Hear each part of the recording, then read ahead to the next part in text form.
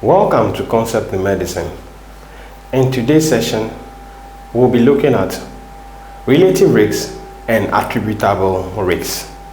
Let's begin by looking at the relative risks. Relative risk refers to the ratio of the incidence of a disease or an outcome or a condition in the exposed population to the incidence of the disease in the non-exposed population. Or we can also say that it compares the risks of a disease in the exposed population to the risks of the disease in the non-exposed population. Or we can also say that it compares the ratio of the probability that an event will occur in the presence of an exposure compared to the probability of the event occurring in the absence of an exposure. We call that relative risk, and it's also referred to as risk ratio. Alright, so let's look at this table to get it properly. So in this case, in this table, we are having the cases here.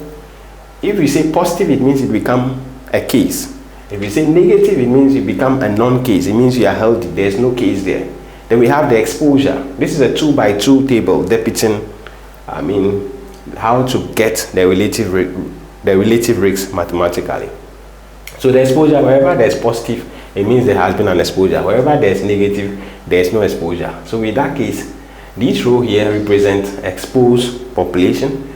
This row here represents non-exposed population. This column here represents cases, and this column here represent non-cases.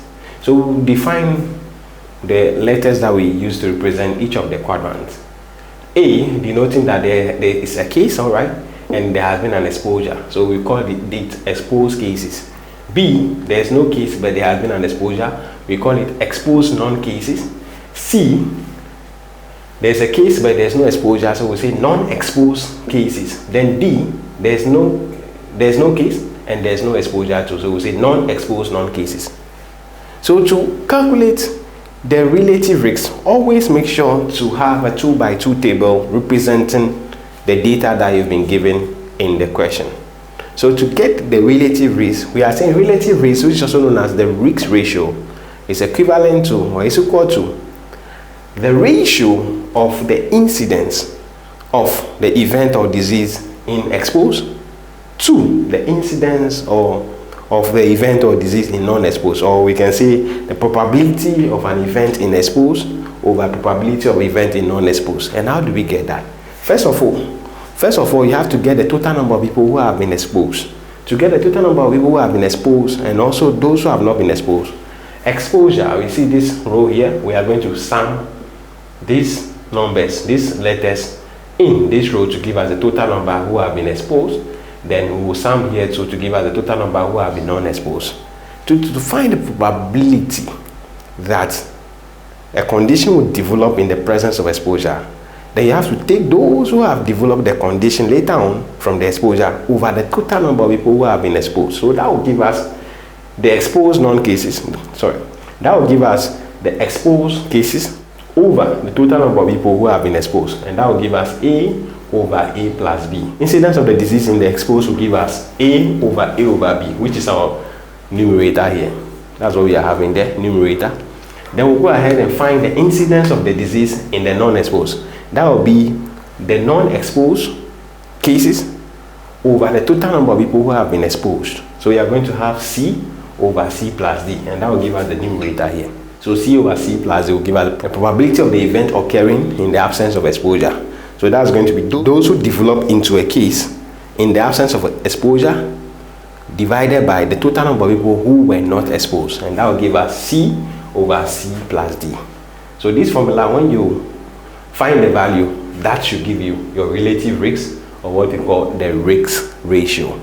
Remember that the relative risk only tell you about how low or high the risk of a disease is likely in the exposed as compared to the non-exposed. It does not estimate or give or provide the absolute risk of the disease. It does not provide the absolute risk of the disease.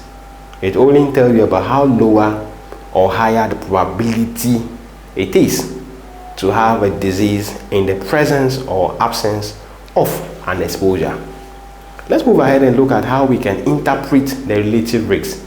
So for the relative risk, just like we interpreted odds ratio in our previous video, we are also going to have it being a relative risk being equal to 1, relative risk being greater than 1, and relative risk being less than 1. And if we have that, a relative risk of equal to 1 means that there are equal chances of the event occurring in the presence of exposure and in the absence of exposure, meaning that this numerator, incidence in exposed, will be equal to what? Incidence in non-exposed, and that will give us 1. So if it is equal to 1, it means that the incidence or the probability of the disease occurring in the presence of an exposure is equal to the incidence or the probability of the disease in the non-exposed, meaning that exposure will not have an effect on the outcome.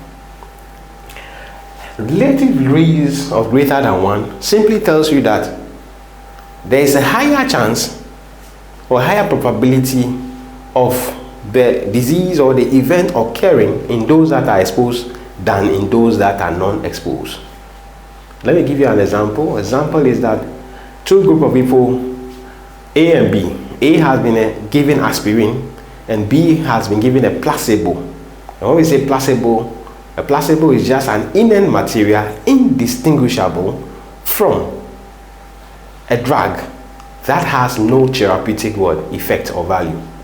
So group A has been given aspirin and group B has been given a placebo, and they were studied into the future to determine which of them would develop a myocardial infarction. So in this case, if you have an odds ratio of greater than 1, it means that those who were given the aspirin will be having the greater chance of developing myocardial infarction in that case with an odds ratio greater than 1. That's what it means. The same scenario, if the odds ratio is less than 1, then we'll say that those who were given the aspirin would have a lesser chance of developing myocardial infarction than those who were not given or those who have received a placebo. And with that, we can call it a protective factor. So in this case, the exposure will become a protective factor. So if the odds ratio is less than 1, it denotes that the exposure is becoming a protective factor. It means that the risk of the disease occurring in the exposed will become lower than those of the non-exposed. And how will you calculate the protective factor in that case? To calculate the percentage of protection for the protective factor, to get it, we'll have 1 minus the relative risk. So for example, if the relative risk is 0.8, our protective factor percentage become 1 minus 0.8, which will give us 0.2. And what is 0.2? 0.2 is 20%. So it means that it gives a protection of 20%. There's a 20% chance that the disease or event will not occur in the group that has been exposed. So that's how you know the percentage risk that the disease will not occur. So to get the protective factor, you subtract the relative risk from 1, and that will give you the chance that the disease will not occur in the exposed. In that case, there's a 20% likelihood that the disease will not occur in those who have been exposed to that particular factor. All right, then let's move ahead and look at the next thing. That is going to be attributable risk. Attributable risk. Then after that, we'll look at some examples. And again, I will be leaving one example for you to solve and leave the answers in the commentary section.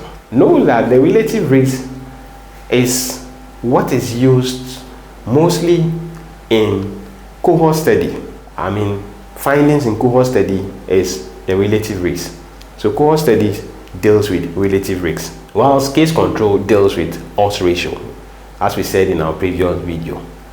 All right, let's move ahead and look at the attributable risk. So for the attributable risk simply is also referred to as the risk difference. Risk difference, RD, risk difference. And simply is the difference between the incidence of a disease in the exposed population and the incidence of a disease in the non-exposed. Or another way we can say is that the difference between the probability of a disease in the exposed group and the probability of the disease in the non-exposed group. So the same way here that we have a probability or incidence in the exposed, and we have here probability or incidence of the disease in the non-exposed. All you have to do is that you have this value here becoming our incidence in the exposed, then minus this value, which is the denominator here, becoming the incidence in the non-exposed, and that will give you the attributable risk, or what you call a risk difference. The attributable risk denotes the proportion of the events that are related to a particular risk factor. We are looking at the proportion of the events or the disease that are related to what? A particular risk factor. It tells you how many conditions are related to that particular one risk factor. All right, let's move ahead and look at the examples. So we are going to have a look at two examples. The first one I'll help you solve, and the second one you solve and leave your answers in the commentary section. Let's have a look at the question. So this is case 1. A clinical trial was done. 10 of the volunteers given the new medicine developed a stomach upset. 40 given the new medication do not have a stomach upset. In the volunteers who did not take the medication, 5 people have a stomach upset and 45 do not have a stomach upset. Calculate the relative risks. Interpret the risk ratio. Let's have a look at that. So quickly we'll draw our table.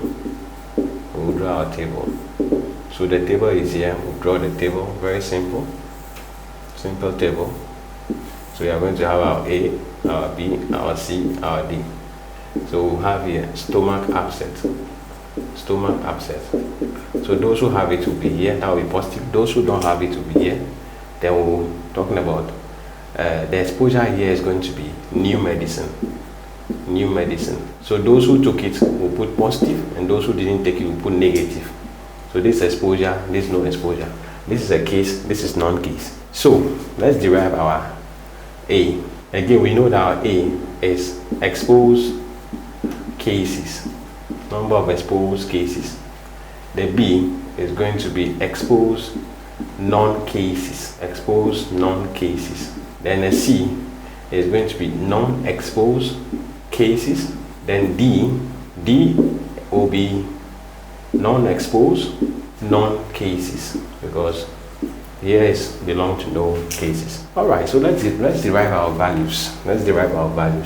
So to derive our values, we said 10 of the volunteers given a new medication or new medicine develop a stomach upset. 10 given the new medicine means that there's an exposure here. They develop stomach upset, meaning that there's a case here. So our A will be equal to 10. 40 given a new medicine do not have a stomach upset, meaning there is an exposure which is going to be here, and there's no stomach upset, non-case. So our B will be equal to 40. Then the volunteers who did not take the medication, meaning they are looking here. We are looking at this row because that's for non-exposure. 5 people have a stomach upset. That is going to be the cases here. So C will be equal to 5. Then 45 do not have a stomach upset. Automatically that becomes D. So once we've found our values, we can insert them into the table. A is equal to 10, B is equal to 40, C is equal to 5, then D is equal to 45. So we'll find the total for the exposure and non-exposure. For the total exposure will be A plus B, which will give us 10 plus 40, which will be equal to 50. The non-exposure will be C plus D, which will give us 5 plus 45, which will be equal to 50. So now let's move ahead and find our relative risk. We know that the relative risk is equal to the incidence in exposed or probability in the exposed over the incidence or probability in the non-exposed. So with this, we are going to have our formula.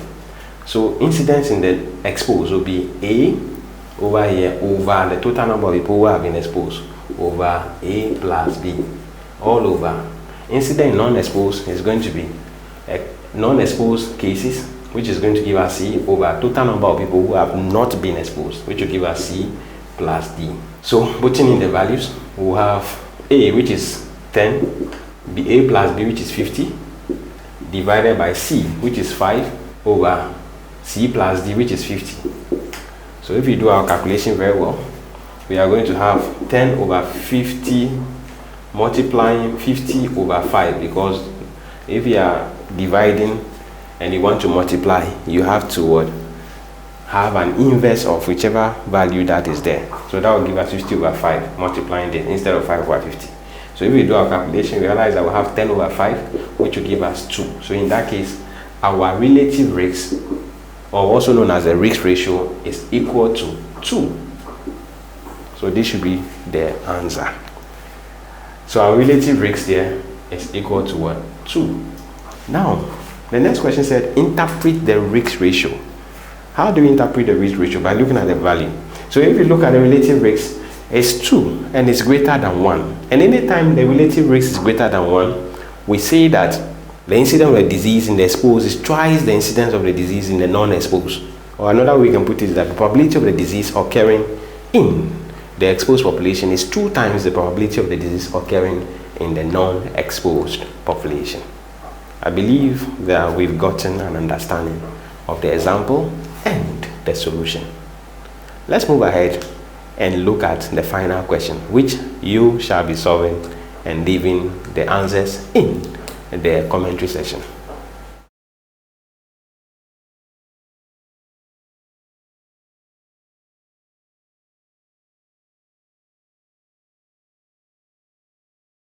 Alright, let's move ahead and look at the second question, which you will be solving. But before then, a reminder is that if the relative risk is equal to 1, then there is no difference in the event should an exposure occur or not occur. Then if the relative risk is greater than 1, then it means that the event is more likely to occur in the presence of an exposure. And if the relative risk is less than 1, it means that the event is less likely to occur if there was an exposure. Alright, then finally our case 2, second example, which you shall be solving and leaving the answers in the commentary section, is 15 smokers developed lung cancer, 45 smokers did not develop lung cancer, 10 non-smokers developed lung cancer, and 20 non-smokers did not develop lung cancer. Calculate the relative risk, interpret the relative risk, and calculate the attributable risk, and leave your answers in the commentary section. On that note, we've come to the end of our lesson. Kindly subscribe to my channel, like, share, and also recommend to friends. And do not forget to comment the next concept you would like to see on my channel. My name is Dr. Del, and once again, this is Concept in Medicine. Bye-bye.